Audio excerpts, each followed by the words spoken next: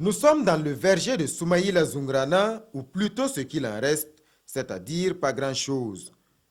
Il y a une dizaine de jours, un troupeau d'éléphants est passé par là, saccageant une bonne partie de ces 500 pieds de manguiers et d'anacardiers. Soumaïla peut faire une croix cette année sur ses objectifs de recettes. Mais plus grave encore, c'est le fruit de 21 ans d'investissement qui a été réduit à néant en l'espace d'une nuit.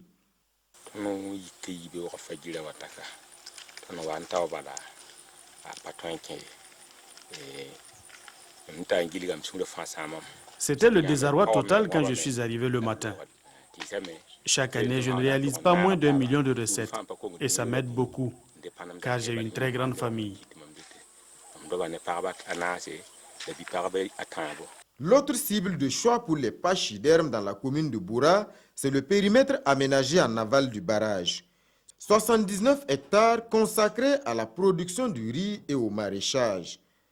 Cette année, bien plus qu'auparavant, le site est devenu le garde-manger des éléphants. Les producteurs dépités ont du mal à contenir leur colère. J'ai fait de la pastèque sur une superficie de 0,75. Même un seul, je n'ai même pas amené en famille. On dit que ces éléphants sont protégés. Notre production aussi est protégée. Donc c'est ce qui ne me plaît pas. Donc c'est à l'État de revoir, protéger les éléphants et puis protéger notre production aussi. Sinon en tout cas nous ne sommes pas d'accord. Le nombre de saccages causés par les éléphants a atteint cette année une ampleur inédite.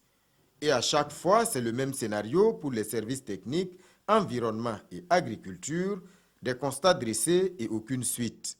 Nous réalisons les constats, nous soumettons au préfet, lui aussi à son tour soumet au niveau des autorités provinciales. Bon, à leur tour aussi remettre acquis du droit. Mais c'est la suite qui est incertaine. Quand même si des gens arrivent à se donner vraiment de la peine pour travailler et du coup ils voient qu'ils n'arrivent pas à profiter du fruit de leur labeur, vraiment c'est triste. C'est les espèces protégées. Tu n'as pas le droit de l'agresser.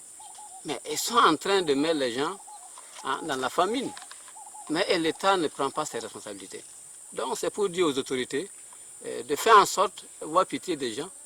Si jamais c'est des espèces vraiment protégées, qui fait en sorte pour qu'au moins les dégâts que ces animaux ont fait, que les gens soient dédommagés. En attendant, les producteurs de Boura se sentent bien impuissants. Certains font le choix de la résignation et de l'abandon pur et simple de leurs activités. Car une chose est sûre, les éléphants vont revenir.